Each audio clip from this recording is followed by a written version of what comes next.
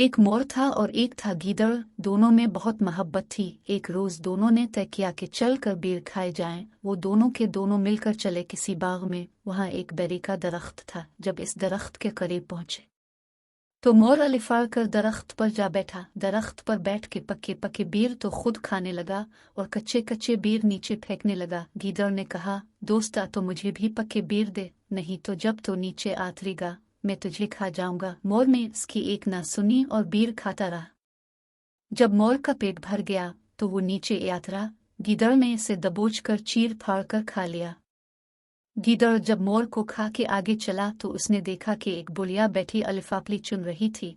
वो इसके पास गया और इससे कहा, पक्के पक्के बेर खाए, अपना दोस्त मोर खाया, तुझे खाऊं तो पेट भरे।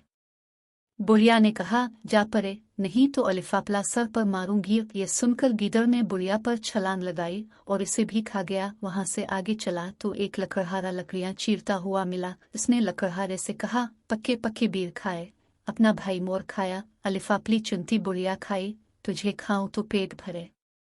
लकड़हारे ने कहा, परे हिट। गीदड़ ने उसे भी खा लिया। आगे चला तो उसे एक तीली मिला जो तेल तोल रहा था। गीदड़ ने इससे कहा, पक्के पक्के बेर खाए, अपना भाई मोर खाया, अलिफाफली चुनती बुढ़िया खाई, लकड़ियां चीरता लकड़हारा खाया, तुझे खाऊं तो पेट भरे। तीली ने कहा, भाग यहाँ से, नहीं तो एक कुप्पा मारूंगा। गीदड़ तीली को भी खा गया। आगे गया तो दरिया मिला। वहां जाकर खूब पानी पिया। जब पेट अच्छी तरह भर गया तब सारे जंगल की मिट्टी समेटकर उसका चबूतरा बनाया और गोबर से उसे लेपा। दरिया में से 2 मेंढकियां पकड़कर अपने दोनों कानों में लटका ली और चबूतरे पर चढ़कर बैठ गया। इस दौरान बहुत सी गाय भैंसें दरिया पर पानी पीने आए तो गीदड़ उनसे लड़ने लगा और भैंसों से कहा, मैं तुम्हें पानी नहीं पीने दूंगा।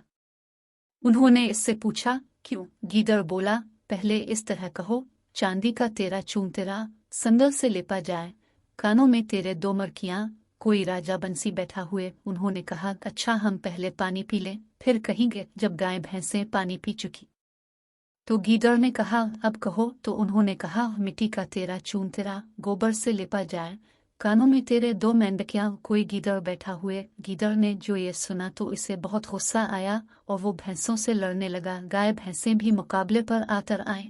इनमें से एक भैंस ने सींग मारा जिससे गीदड़ का पेट फट गया और उसने जितने मोर और आदमी खाए थे वो सब निकल आए और अपने अपने घर चले गए।